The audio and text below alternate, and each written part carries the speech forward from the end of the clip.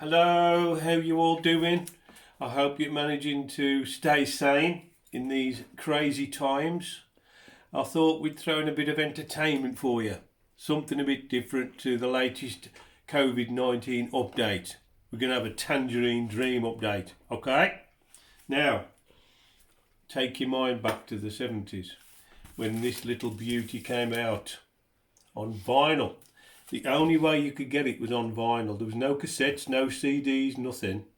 And it was a groundbreaking album. And one of the guys who obviously pioneered it was none other than John Peel. He was a big fan of this particular album.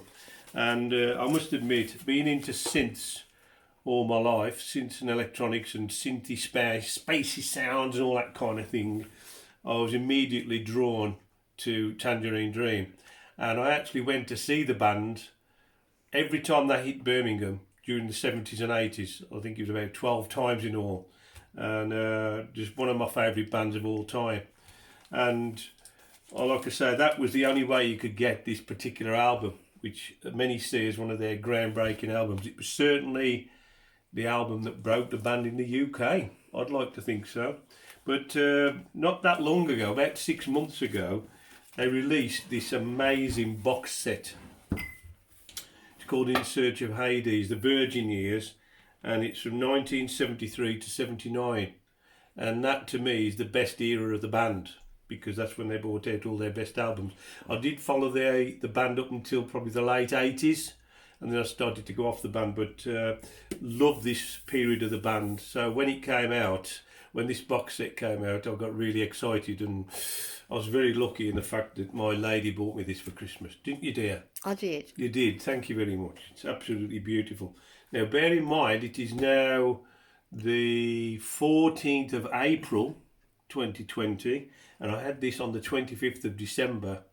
It took me until now to open it, because I've been reluctant to open it, because I just wanted to keep it all pristine and nice and perfect and mint condition and so on. Because obviously I've heard a lot of the music in there already, but not in its updated version, because there's a 5.1 Stephen Wilson remix of that particular album in there for a start off.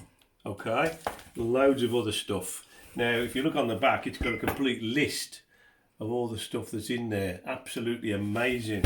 And it's got a write up there on the front telling people what's in it. There's a book, there's 16 CDs, 2 Blu-rays, some live recordings, a whole lot going on.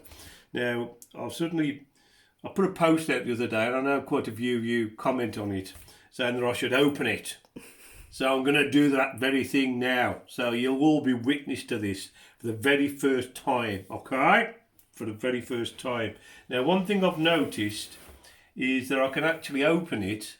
I thought it might be like a lift-off thing. It actually comes out on the side, but I want to keep the plastic intact, okay? So what I'm going to do is I'm going to slip down the side and pull the contents out, and we'll have a look. Okay, you ready? Right, here we go. Right, get me trusty knife. Dun, dun, dun, dun, dun, dun, dun. Drum roll, please. Drum roll.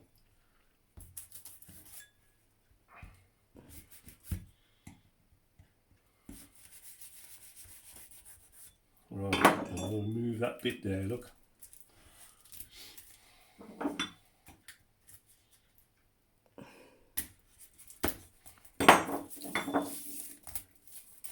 Right, we have access.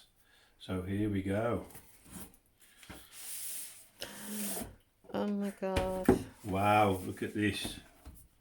So there's a book in there which has got the classic lineup: Edgar Furzer, Peter Bowman, Chris Frank.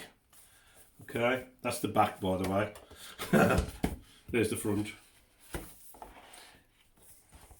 Treasure.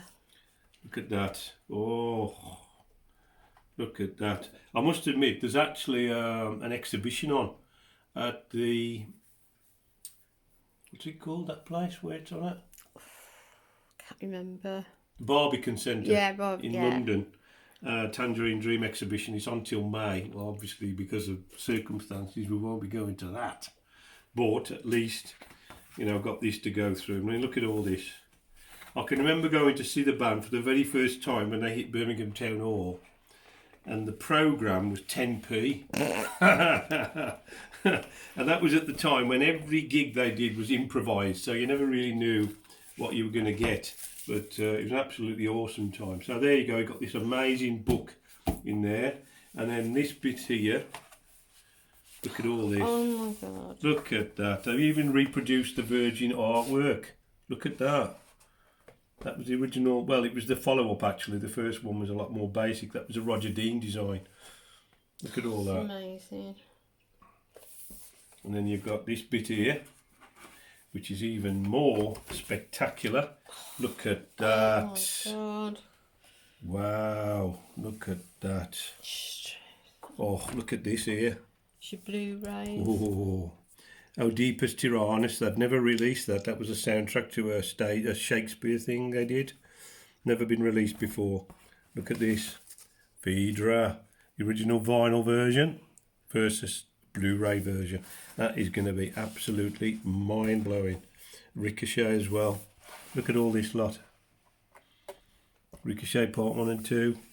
And there's extra tracks on there as well. They've actually released the CDs separately as well. So, look at that. Discs 9 to 18.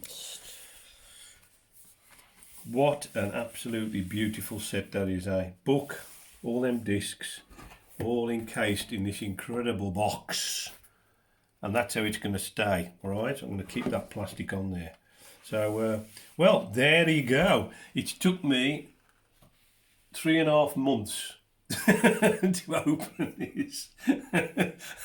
And my lady said, I bought you that and you ain't even opened it. Well, now I have. There you go. I wanted to make it special because initially, like I say, I wanted to keep it in pristine condition. But at least, you know, with the plastic left on it, I can leave it like that. So I will get back to you in about 6 months' time when I've had time to listen to it all.